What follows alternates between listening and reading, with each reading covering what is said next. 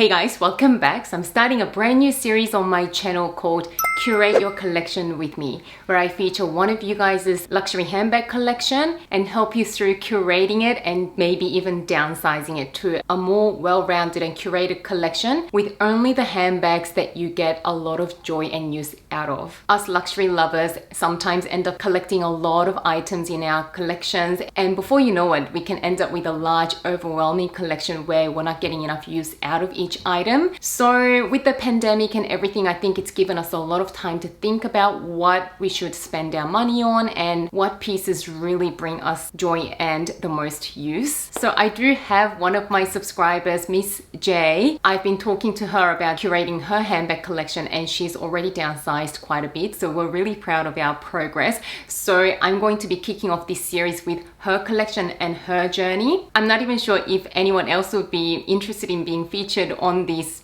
series, so if we don't get any more queries, then this could just be a once-off fun video. But if you guys are interested in being featured in this series, then just shoot me an email or Instagram DM. I'd love to feature you in one of the episodes. That way I can give you my opinion and you guys, the viewers of the video, can help out in the comments section by giving us your opinion as well. Also, I'm going to keep whoever I'm featuring in the video anonymous for confidentiality reasons. Unless you have a social media channel that you'd like to grow, then I'll be more than happy to shout you out if that's what you want. And even if you're not on a downsizing or curating journey, I think this series can just be fun and entertaining with lots of eye candies, because I only have my collection to share with you, but with some of you guys' input, we can make this so much fun. So that was a bit of an introduction, since it is the first time that I'm doing something like this. If there is a next episode, from the next episode, I'm gonna get straight into the collection without this long introduction. So with that out of the way, let's get into Miss J's collection and her journey so far. So Miss J and I have been speaking on Instagram for about 2 months now. She reached out to me back in November. At that point, she had 18 designer handbags in her collection that she has collected over the last 11 years or so, and she wanted to downsize to about 12 handbags. So here is a photo of her initial collection at the time. So the reason she wants to downsize her collection is because she finds that her collection has become a little bit overwhelming, where there are certain handbags that she hasn't used at all, and there's also a handbag on her wish list that she wants to add, but she feels like she's got so many similar handbags, so she'd like to downsize a little bit before she goes ahead and gets herself the new bag. And also, of course, with the pandemic and with us staying at home a lot more, we all had more time to reflect on our collections. So Miss J is a professional woman and she normally works in the office in a big city, but at the moment she is working from home. The reason why I'm going to share a little bit about the person's lifestyle is because that makes us easier to sort through what sort of handbags will be more useful in that sort of a lifestyle. So I've actually sorted her 18 handbags into categories. I think grouping handbags into functionality and color palettes for each functionality is a lot more useful than just categorizing them into brands like LV bags, Chanel bags, because at the end of the day, it is the function that is what's most important. So if I look down, it's because I've taken some notes because I can't remember everything off by heart. So I've grouped Miss J's collection into 5 different categories. So the first category is larger bags that are casual day bags or can double as travel bags, that can also work as work bags, because Miss J is a professional and she will at some point probably go back to the office. So in this category, there are 4 bags that I can see. So the first one is Louis Vuitton Neverfull MM, the Louis Vuitton Artsy, the Chanel GST in the black with gold hardware, and the Louis Vuitton Speedy Bandolier size 30 in the damier azure. The next category is black bags that are versatile, shorter bags that are small to medium size that she can transition from day to evening. So, you know, these are the weekend bags, the going out bags, brunch bags, that sort of going out smaller bags. So in this category, she's got 6 handbags. So the Chanel Jumbo in black, the Chanel Medium Lambskin Vintage Flat Bag Classic, Chanel Wall-on Chain also in black with gold hardware, and then a Chanel Uniform bag, which is a really tiny little bag as well in the black also, the Gucci Dionysus in the very small size, then the Fendi shoulder bag, which from what I can gather looks like quite a similar size to the Jumbo from Chanel. Then the next category is the same category but in neutral colors. So she's got 3 bags in this category, including the Chanel Jumbo in the beige clear, the Gucci Mammon beige flap, then the Valentino nude bag as well. Then the next category is the casual weekend bags that are really carefree. She's got 3 bags in this category. We've got the Louis Vuitton Pochette Matisse in monogram, the Louis Vuitton Multi Pochette in the monogram again, and the Chanel black bum bag. And then the final category is just colorful bags, pop of color bags, and she's got 2 colorful bags, including the Gucci Mammon flap in the red and the Valentino bag in the baby blue color. After having a look at the initial collection before any decluttering, I asked Miss J, what are some of the bags that you're thinking of letting go, and what are the bags that you will absolutely keep in your collection because you absolutely love them? She said for the bags that she's not going to sell, the LV Neverfull MM, loves that bag.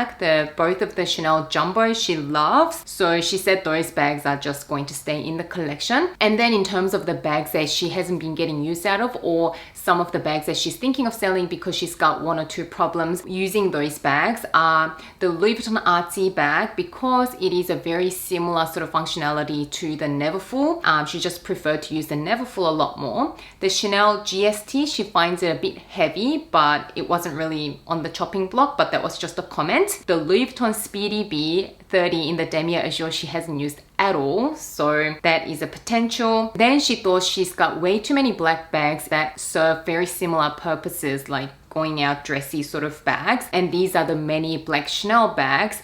And then she did make a comment about the Valentino bags. So the beige one she hasn't been getting much use at all, but she just recently added a pair of shoes to match that bag, so I think she's gonna keep that bag in her collection and try and get some use out of it because she's got the shoes for it now. And then the Valentino baby blue color bag she hasn't used at all. So far she's actually sold 4 bags, so yay, good job Miss J. So she's actually let go of the Louis Vuitton Artsy, the Chanel black uniform bag, the Gucci Mammon in the beige color, I guess because she ended up deciding to keep the Valentino one, and those 2 are very similar colors. I know the colors in person, they're pretty much the same color. And she also sold the Valentino baby blue bag. So here is her current collection. So her collection is trimmed down to 14 bags, which is getting really close to her goal of owning around the 12 handbags in her collection. So very, very good progress. So she's still thinking of downsizing a little bit further. So the current dilemma is she still has way too many black bags in her collection, especially that sort of shoulder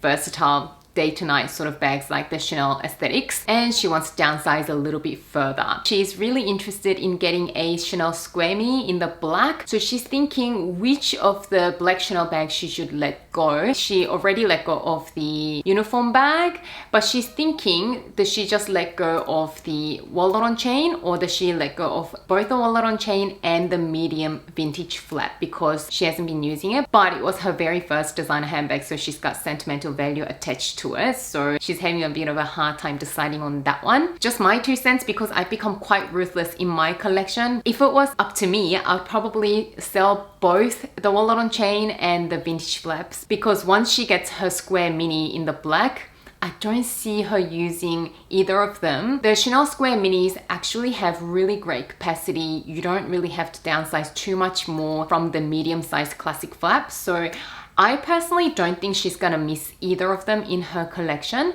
So that is my 2 cents. What do you guys think? Do share your opinions down below, because it's the whole point of this series. And then the other couple of bags that I would personally let go if I had her collection would be, I would probably consider letting go of the Chanel GST, because she did make the comment about the fact that it is a little bit heavy. And being a tote bag, for me, I would want my tote bag to be a somewhat carefree, very easy to carry around sort of bag. So I definitely always gravitate towards the Neverfull, because she already has the Neverfull in her collection, and the Neverfull, you know, has a very neutral colorway, so you won't have any problems matching the Neverfull to anything that you wear. So the Chanel GST, I wouldn't personally think would be a very functional bag in terms of being a tote bag, but I also know that it is a discontinuous style. So I mean, if you just still love having that bag in your collection, of course you can sit on it. The other comment that I wanted to make, guys, is that with certain bags that are really classic, that you aren't really using, but you're still thinking, you know, should I let it go? Should I not? Because I still kind of like it. I'm not 100% sure about it, but I'm just not using them. In my opinion, it's better to just sit on those ones because it's much better for you to be really sure about selling these classic items, because you can always sell them even next year, the year after, because classic styles don't really date. So if you're talking about a trendy bag that you want to sell, I think it's better to make a fast decision so that you end up getting a bit more money for your bag before the trend dies. But with classic items, the longer you think on it, the more sure you are, the better, because you're always going to be able to sell it for a good amount of money. And also, there might be further price increases in that time that you're thinking about these items. So, you know, even if you end up selling them a little bit later, unless you really need the money for something else, then you might even be able to make a bit more money off these sales. So for classic items, I think definitely sit on them for a bit longer and really be 200% sure about your decision, because you don't want seller's remorse. So although Chanel GST is a discontinued style, I do think that it is classic enough that you can afford to sit on it.